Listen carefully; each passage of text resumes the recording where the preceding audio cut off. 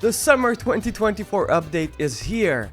We got 10 new maps, a new case, 38 unusual effects, and 4 new taunts.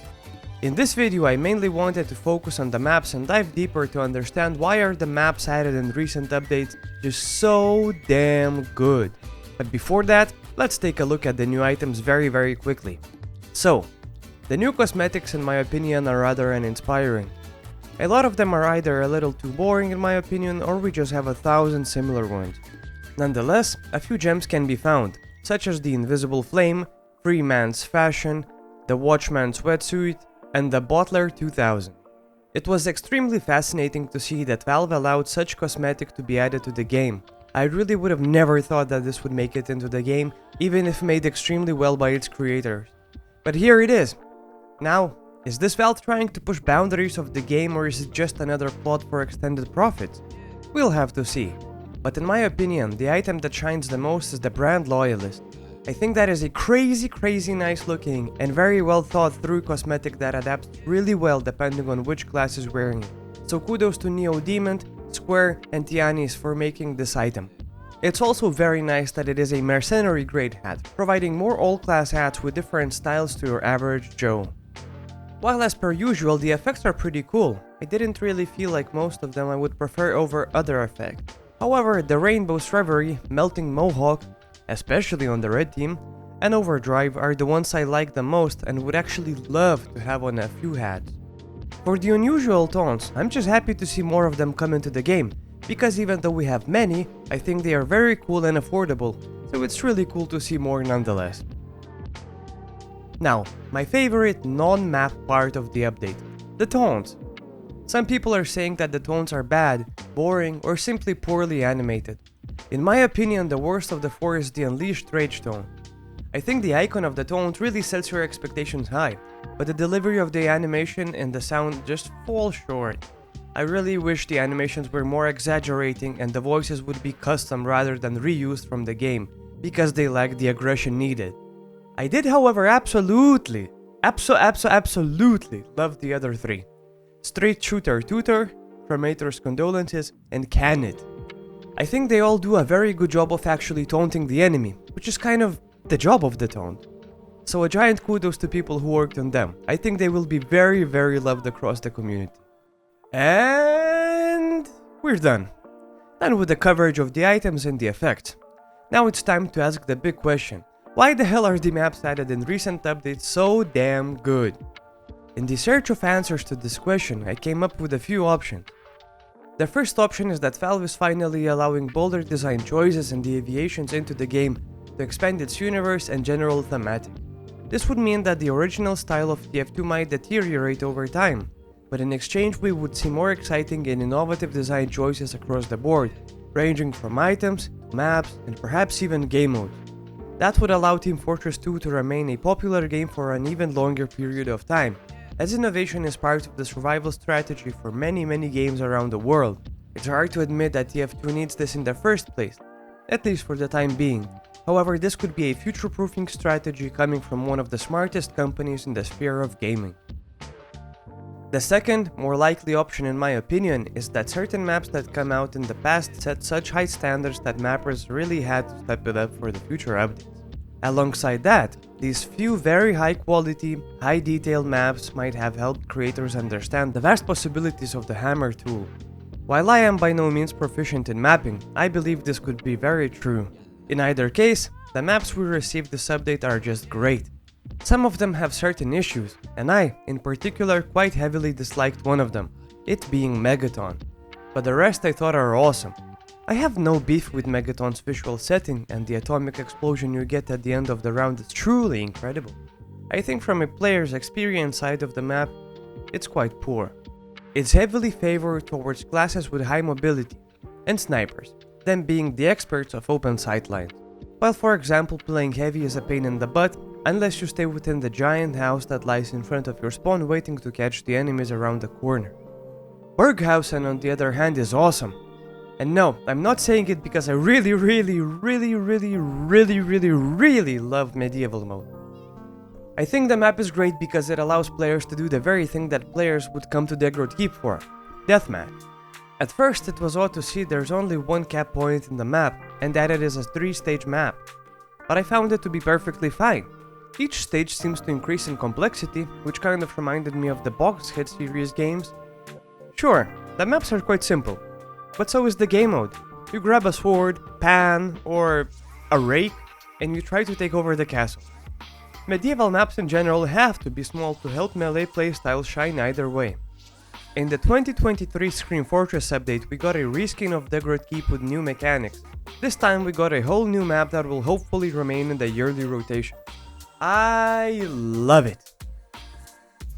Kora, Embargo and Overgrown were the 3 maps I discussed in my previous video where I talked about the community project called Tropic Crisis Project. But since I did not get into much detail there, here we go! So, Kora is a King of the Hill map that takes place in a secret doomsday facility in the Iguacu Falls, where the teams fight for a new shipment of weapons that comes in via helicopter. This map was not my favorite of the update because in most matches that I played, players seemed to be scattered across the entire map, making the main objective of the game left forgotten. Nonetheless, it had an impressive style and I really loved the setting and slight piece of lore behind it. Embargo is set in Cuba, featuring a payload track through the streets and the Rojo's casino. The map's story follows a strike team from the USA's efforts to deliver a bomb filled with pain to the center of El Comandante's lair, the fictitious dictator of Cuba, to destroy his money vault. However, the dictator sends his elite squad, the Red Team, to stop them. I think this map is one of the best of the update. It features a valid story plot that spans across the map as you traverse through the narrow streets of Cuba. Even though the map is long and twisty, every part of it is heavily detailed and it manages to tell a story around every corner. I found it really fun to play on both sides, while the robots carrying health packs left me in awe, even though if it wasn't the first implementation of the mechanic I've seen. I think if you only have a few minutes to spare to enjoy this update, this should be one of your few go-to maps. Overgrown is set in a villa resort in a South American jungle, in which I think the red team has the upper hand defending the point. However, I think the various paths the blue can push through really helps balance it out in the end. I couldn't spend much time playing the map, however I can safely say that fighting for the last point gave me Gravel Pit B point vibe mixed with something fresh, which is awesome. Applejack. Applejack. While there is no information about the map's origins, it seems to be based in an apple farm. A lot of people in the Steam workshop were complaining that this map was CTF instead of King of the Hill, which I think is rather funny. I don't believe this map would be played out well if it was a King of the Hill one, unless it was heavily shrunk in size. Nonetheless, it feels very good to finally have a new Capture the Flag map that features a completely new design. I think everyone I played it with had a great time, and even though I saw a few resemblances to other CTF maps, I think the inspiration it took was used with right intentions to cook a great map that will stand the test of time. Odyssey. This map is set in the ancient ruins, a neighboring marble quarry of a remote island in the Greek archipelago. It's a rather long payload map with a big altitude drop for the cart.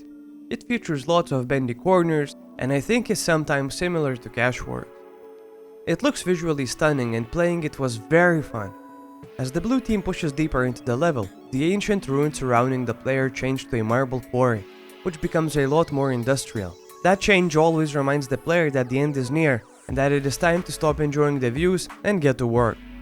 Once the cart reaches the final point, the blue team must fight off red in order to capture the point by standing next to the cart, so that the gigantic rock melting saw blade can come down and slash through it, making it explode and help blue win.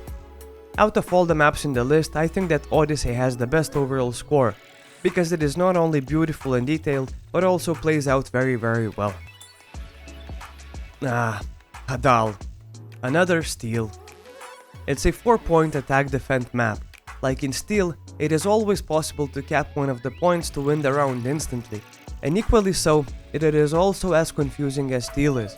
It takes quite a bit of effort to learn the map's layout and start navigating it with ease. Fortunately, this time most of the walls show you a colored arrow leading to the point of your selection. I think this will greatly help players understand the map, as well as lead them to the right point when the time is of the essence. It's nice to see that Valve finally took the liberty to add a more complex map to the rotation, but only time will tell if the community will enjoy it more than they did with Steel. As I played more and more of the map, I realized its A, B, and C points are scattered similarly to CP Junction.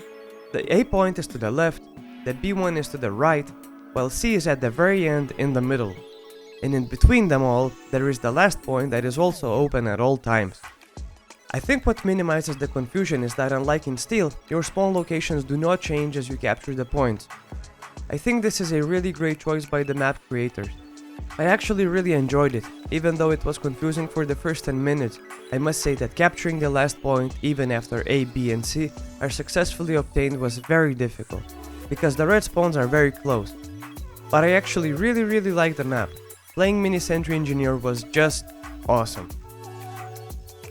Atom Smash is a player destruction map, and while it is a reskin of Monster Bash, I think this one is much easier to play. I really liked how the point does not disappear altogether once the timer runs out, but instead is blocked by an area of force. My time playing it was a bit rough. I had a hard time staying alive long enough to play the objective properly, but it was certainly fun and I'm looking forward to spend more time on it to play a better match. Either way, I don't think any player destruction map will ever top Galeria. So that's that. Canaval. Last but not least, it's Canaval. In the TF2 wiki, it has this description. Both Red and Blue are competing to launch this rocket to the moon, but neither are willing to give up the launch controls in their base. Seize the launch pad, take the control room, and launch that rocket. Defending the last point of Canaval really reminded me of Sunshine, which is great. That's a very nice last point for a capture the point map. All in all, this map checked all the boxes for me. Good looking, fun, and challenging. This being the last map to cover, we can state that we got a variety of different maps and game modes, which is always a great thing. To conclude, I must say I highly agree with Teal Opal's opinion on the entire update, so I'll just let the man speak for a second. Except for the taunts. The taunts absolutely rock. Well, I think it's a very good update. Not great, not exceptional, not bad, and not terrible. Just good, which I honestly think is exactly what TF2 needed. Its cosmetics are good, but not groundbreaking. Its patches and tweaks are well appreciated, but not game-changing. And its maps are consistently beautiful, but inconsistently playable. Honestly, though, I think this is the best case scenario. A perfectly safe update that serves to reestablish a layer of normalcy to TF2 after years of not great stuff happening with the game. Oh! And they added Hacksaw to the permanent map rotation. This might seem like nothing, but trust me, it being a payload race map means more people will play the game mode. More people playing it means more voting for the next map. More people playing it means more voting for the next map means more chances to vote for Pipeline. More voting, more Pipeline. Thank you, Valve. The greatest map can be enjoyed more often now. Thank you so much. And thank you for watching, for subscribing, for commenting, for joining the Discord. I'll see you around soon. Now let's go enjoy the update. Nope.